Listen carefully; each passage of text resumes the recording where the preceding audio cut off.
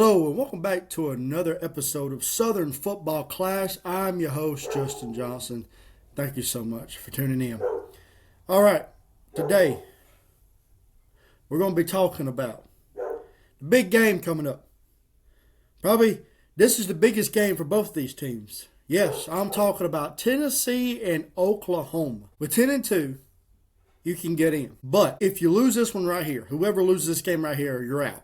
It doesn't say that this win right here for whichever team wins this, it's not saying that a win will guarantee you a spot in the college football playoffs, but it will help you be looked at more instead of not being looked at all if you lose. Now, let's look at Oklahoma real quick.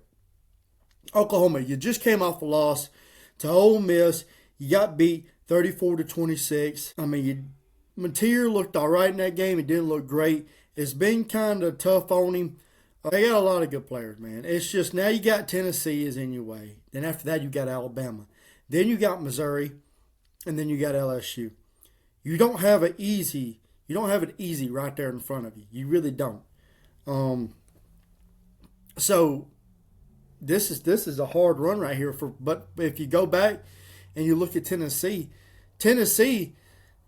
I mean, if you need to probably win this game, you need to win this game to even be looked at all, because even if Oklahoma does lose this game and win the remaining, they possibly could still get looked at. But Tennessee, you need to beat Oklahoma right here, because after that, all you got is New Mexico State, then you got Florida, and then you got Vanderbilt. Okay, you can win that one at the end of the year, and, that'd be a good win. But it's going to be hard for both these teams. They're going to be tough. All right, let's look at some of these stats right here. Now, points a game. Now, this is going to be an offense versus defense type of battle. Tennessee's offense has been clicking where Oklahoma's defense has been clicking. Tennessee, they're averaging 45 points a game. That's what they're averaging. Oklahoma with 28. They're putting up about 500 yards a game. Oklahoma about 300. They're completing 26 first downs, where Oklahoma is at like 20, and third down they're 47, 42 for Oklahoma on that percentage, and then for fourth downs 88% for Tennessee and 58% for Oklahoma. But the red zone efficiency for Oklahoma is 100%, where Tennessee is 84%. That means Oklahoma, when they get down in the red zone, they score. Turnovers, they both have 10 apiece on offense. And then penalties, Oklahoma is got a few less. If we go down to defense, of course, this is Oklahoma's game right here. They're only allowing 12 points a game. They're allowing 240 yards, where Tennessee's allowing 400 first downs. They're allowing 12, where Tennessee is allowing 22. Third down, 27% to Tennessee's 40%. Sacks, they're really close in sacks. Oklahoma's got 29 sacks, where Tennessee's right behind them with 27. They got 35 hits on the quarterback, where Tennessee only has 32. Interceptions will go to Tennessee for the most interceptions, but here's the thing: they got 5 interceptions. Oklahoma's got 3. Now, here's the thing that I thought was pretty interesting is the forced fumbles. Tennessee has forced 13 forced fumbles. They have forced 13, and Oklahoma's only forced 3. They've recovered 9, and Oklahoma's only recovered 1 of those 3. So in the turnover battle, it looks like Tennessee, if you turn it over is that much, Tennessee can take advantage of this game. Both these teams right here, look, Tennessee, Joey Aguilar, he's one of those he's a gunslinger. You might get some interceptions, but it's going to be, that he's trying to hit. It's going to be really tough for these guys. It's going to be a good game. Got some key players that I got up for the game. So many talented guys on the roster. Let's look at some of these that I got right here. Joey Aguilar is going to be a big factor. He's got he's threw for 2,344 yards. He's 69% completions.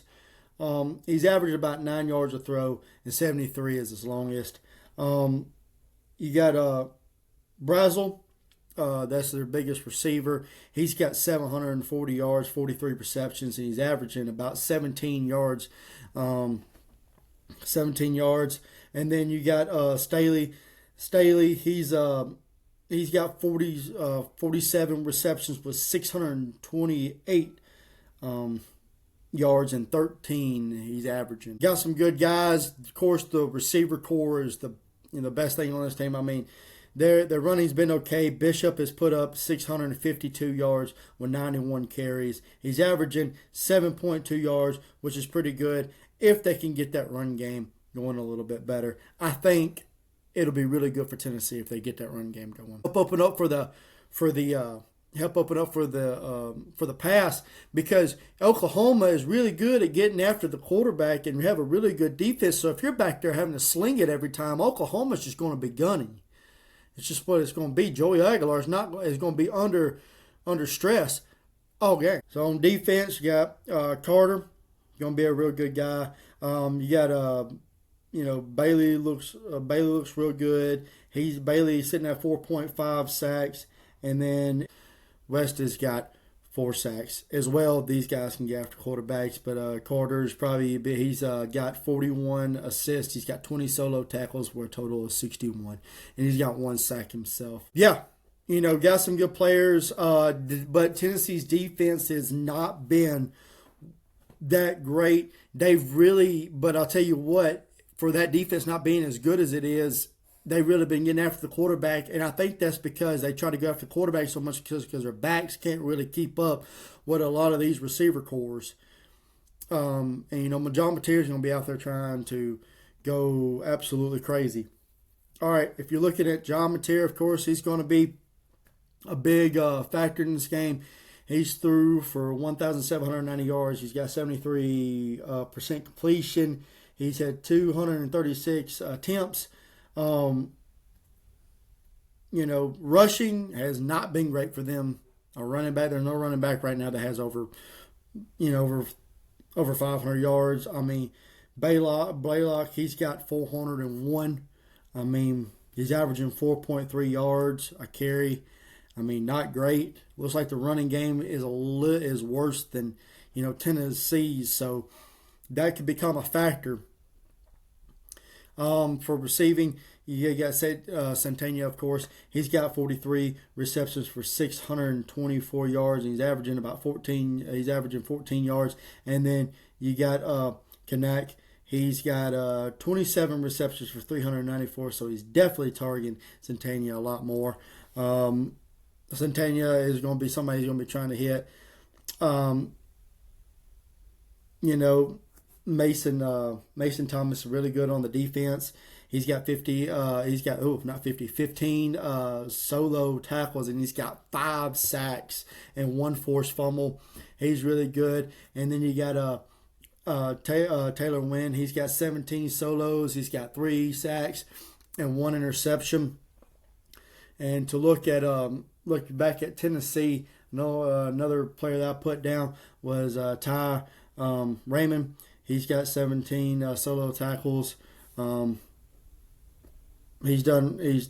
of course, as I talked about before, Trey West and Arian Carter. They're just a lot of good guys on both of these teams, but it's going to come down to who can get started, who can get things going. And it looks like Tennessee probably has a better chance of running the ball. Both of these teams like to get after quarterbacks. It's going to be a real tough game. Both these guys like to get after quarterbacks. Now, Tennessee, like I said, your backs have not been good. Secondary has not been good. So you just got to hope you don't get killed deep. So Oklahoma is going to try to get after Joey Aguilar. But you got to be able to run the ball. That way you can open up for the pass. I think if Tennessee can run the ball, I think Tennessee can win this game.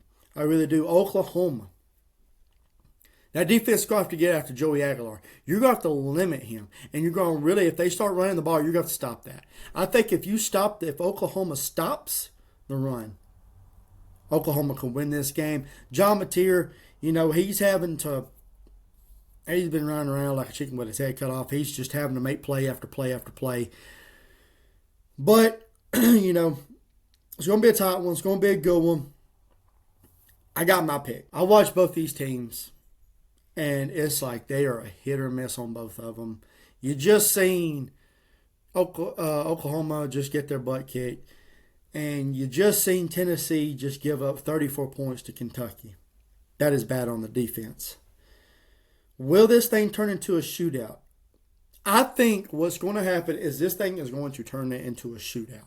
And if this thing turns into a shootout, I trust Tennessee more. So give me Tennessee to win. Let's go ahead and look at what the odds are. The odds are favoring Tennessee by 3. And, you know, so I kind of like that. It's going to be a close game. I'll say, yeah, Tennessee. I think they cover. Actually, I think they win by a touchdown. I think they win by 7. So give me Tennessee to beat Oklahoma. It's going to be a good one. It's going to be a close one. And really it could go either way. But I just believe in if both these teams are going to get in a shootout, it's going to be a high-scoring game. And if I'm believing in somebody in a high-scoring game, I'm believing in Tennessee. So that's all I got for today. Thank you so much, guys, for tuning in to Southern Football Clash. And I hope to see you guys on the next one. And, oh, yeah, thank you for the likes, the comments, the views, and the subscriptions. Hope to see you guys on the next one. Y'all have a great one now.